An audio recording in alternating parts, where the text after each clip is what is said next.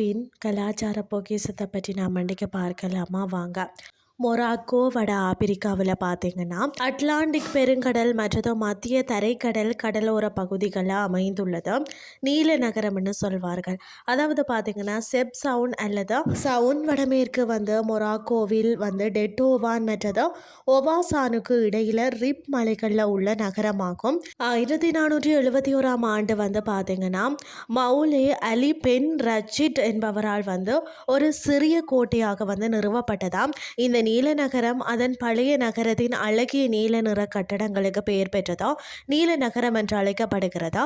நீல நிறம் என்பது பார்த்தீங்கன்னா 1930களில் தான், அதாவது யூத அகதிகளால் தொடங்கப்பட்ட ஒரு பாரம்பரியமாகும்.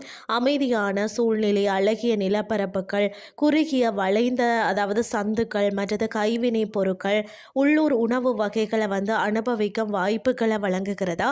இந்த நகரம் பார்த்தீங்கன்னா மொராக்கோ கலாச்சாரத்தை பெரிய நகரங்களின் பரப்பில் இருந்து விலகி ஆராய்வதற்கு ஒரு சிறந்த இடமாகும். மொராக்கோ கலாச்சாரம் பார்த்தீங்கன்னா வரலாறு மற்றது இயற்கை அழகு ஆகியவற்றின் அற்புதமான கலவையை வழங்குகிறது. கம்பீரமான மலைகள், அழகான கடலோர நகரங்களுடன் மறக்க முடியாத அனுபவத்தை தருகிறது. தோல் மற்றது நெசவு பட்டறைகள் அதன் செங்குத்தான கற்களாலான பாதைகளை வரிசையாக கொண்டுள்ளன. அதாவது பார்த்தீங்கன்னா பிளேசெல் கம்மாவின் நிழலான பிரதான சதுக்கத்தில் 15ஆம் நூற்றாண்டின் கோட்டை மற்றது நிலைவரையான சிவப்பு சுவர் கொண்ட அதாவது கஸ்பா மற்றது செப்சவுன் இனவியல் அருங்காட்சியகமும் இருக்கிறதா. பெரிய மசூதியின் பார்த்தீங்கன்னா என்கோண மினாரம் அருகிலே உயர்ந்து நிற்கிறதா. அது மட்டும் இல்லாமல் மொராக்கோவில் அரபு மற்றது டமாசைட் ஆகியவை அதிகாரப்பூர்வ மொழிகளாகும்.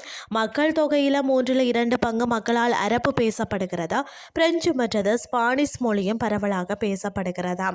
அதாவது செப்சவுனின் மெடினா அல்லது பழைய நகரம் நகரத்தினுடைய இதய பகுதியாகும்.